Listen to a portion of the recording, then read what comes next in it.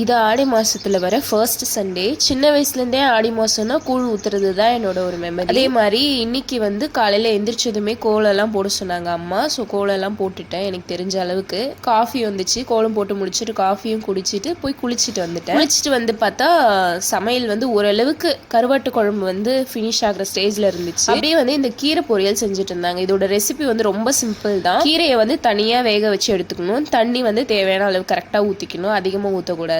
அதுல வந்து இந்த 4 பொருள் பூண்டு, வேர்க்கடலை, அரிசி, கொஞ்சமா வந்து காஞ்ச மிளகாய், இது எல்லாமே வறுத்து அரைச்சி தனித்தனியா வச்சுட்டோம்னா அதை போட்டு மிக்ஸ் பண்ணிட்டு உடனே ஆஃப் பண்ணி கீழே வச்சிடணும். இவ்வளவுதான், சிம்பிளா இருக்கும் அந்த ரெசிபி. எல்லாருமே சூப்பரா இருக்குன்னு சாப்பிட்டாங்க. பட் எனக்கு பிடிக்காது, அதனால நான் சாப்பிடல. அதுக்கப்புறம் வந்து அப்படியே போய் இன்னும் கோலம் போட வேண்டியதுலாம் இருந்துச்சு, அதெல்லாம் போட்டுட்டு தோரணம் எல்லாம் கட்ட சொன்னாங்க. ஸோ வந்து வேப்பிலையில வந்து தோரணம் கட்டி அழகா இருந்துச்சு பார்க்கவே. அதெல்லாம் கட்டிட்டேன். அதுக்கப்புறம் அதுக்குள்ள அக்கா, மாமா, பாப்பா எல்லாருமே வந்துட்டாங்க. அவங்க வந்தது, அவங்க கூட கொஞ்ச நேரம் விளையாடிட்டு, இது வந்து பொங்கல் மாதிரி பண்ணிட்டு அதுல கொஞ்சம் வெல்லம் வச்சு கொடுப்போம். இது கூழ் குடிக்கிறதுக்கு எல்லாமே ரெடி பண்ணி வச்சுட்டு சித்தி வரதுக்காக வெயிட்டிங். அவங்க வந்ததுமே சாமியெல்லாம் கும்பிட்டுட்டு கூழ் ஊற்ற ஸ்டார்ட் பண்ணியாச்சு. இந்த மாதிரி கையில ஊத்தி தான் வந்து கூழ் குடிப்போம். சின்ன வயசுல எல்லாம் இதுக்காகவே நான் வேண்டான்னு சொல்லிடுவேன். ஆனா இப்போல்லாம் அப்படி இல்லை. இந்த மாதிரி ட்ரெடிஷன் இன்னும் எத்தனை பேர் வீட்லயே நீங்க ஃபாலோ பண்றீங்கன்னு கமெண்ட்ஸ்ல சொல்லுங்க.